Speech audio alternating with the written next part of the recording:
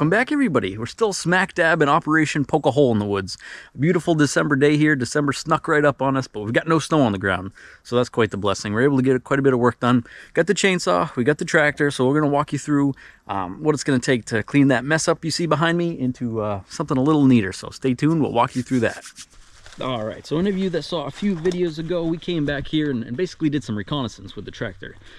We ended up cutting in these trails, but really what we were looking for was a kind of a flat spot where we could come back and turn a section of our woods into a little oasis, away from the house, away from the yard, where we could saw up some lumber right from the wood we get from the property here, and maybe some from other places in the future. But that's what we're doing. Since that video, I came out here, I think I had an hour, started cutting down some trees. So these little maples and whatnot, this will become firewood. My son should be joining me any moment now, and he's on brush duty. He's gonna be piling up brush. If you believe what the weatherman says, we're gonna get 4 to 6 inches of snow tomorrow. So this is our last chance to really see what we're doing out here anyways. We can obviously still come back and do some work, but no time like the present.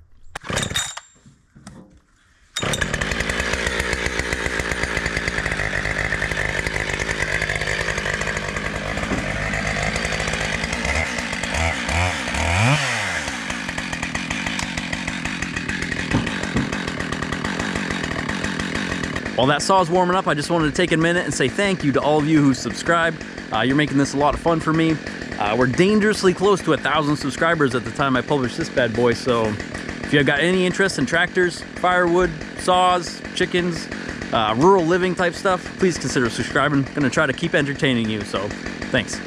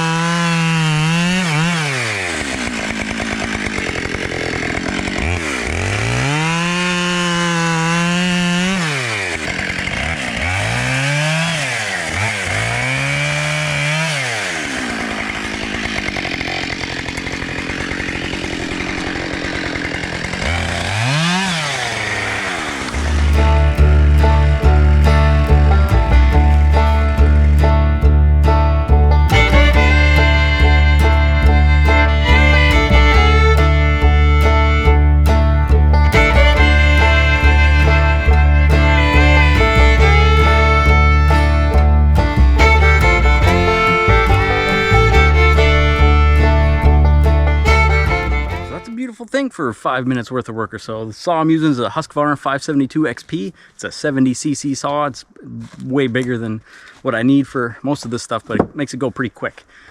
So I can tell right off the bat, just because of I guess we spent maybe 4 hours out here so far. It's quite a bit of work to clear a spot in the woods with hand tools, chainsaw, tractor.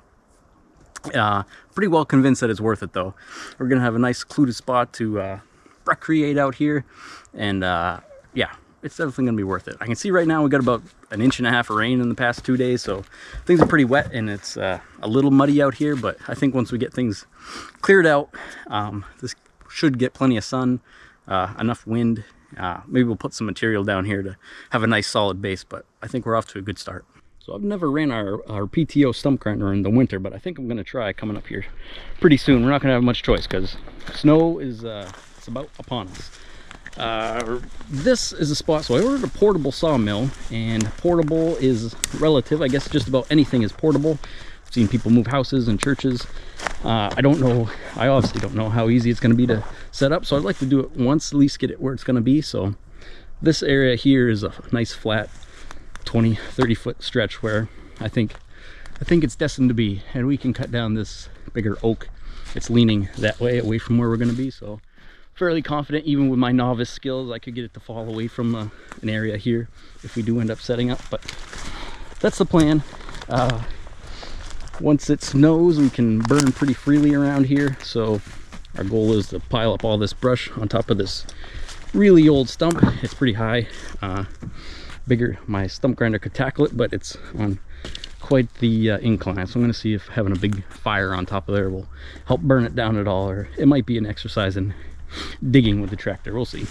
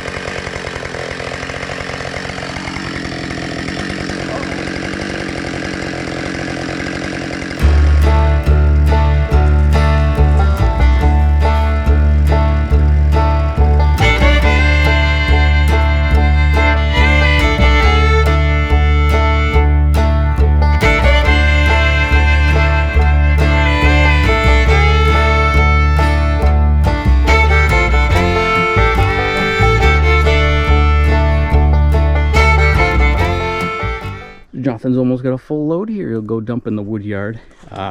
Yep, went back and forth about I could chip all this. It would take quite a while though, and then we'd have a lot of chips for substrate in here. But we're gonna try to burn it once the snow hits. It'll take a while because it's green, so we can putter around in here while that's smoldering and clean things up a little bit more. See, I wasn't wearing gloves while I ran the saw there, but I was as I was picking up these brush. These gloves are probably some of my favorite gloves. Running mechanics gloves and everything, I can get through maybe a couple cord of wood before I start poking holes in them. Even some of the medium duty Carhartts, I still poke holes in them. These are just Plainsman premium Cabrera leather gloves, and I've had a lot of luck with them. They're light, so this time of year in the winter I can wear heavier duty gloves and not worry about poking holes in them. But if I don't want my hands to sweat, these are nice, light duty. They're not super tight fitting, but I think they're only like 18 bucks.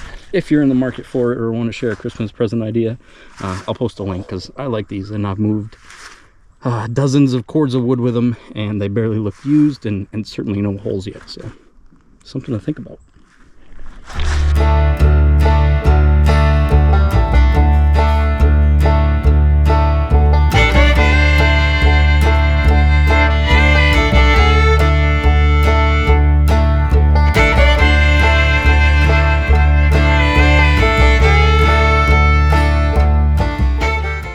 Pretty to look at. So the dark's sneaking up on us already. It's only about 3:30 and we've been out here. That makes what, 2.5 hours, I only had 1 tank of fuel, so there's a couple things we didn't get to cut because I don't want to go back to the garage and get more fuel for the saw, that is. And yeah, I'm impressed with the efficiency on that. It's got a bigger tank, so it holds quite a bit of fuel, but it'll run for an hour and a half depending on what you're doing. I don't know if we're gonna get to burn this. It's pretty big and it's green, so we'll see. But if you picture this knot here, we got quite the chunk of land pretty well cleared here. I started moving some topsoil around, and there's some frozen chunks, so winter is upon us. But a great start. We can picture what this is gonna look like. But I think, to be honest, this will be years in the making. We'll keep picking away at it, see what works best for us. And yeah, impressed with that little equipment.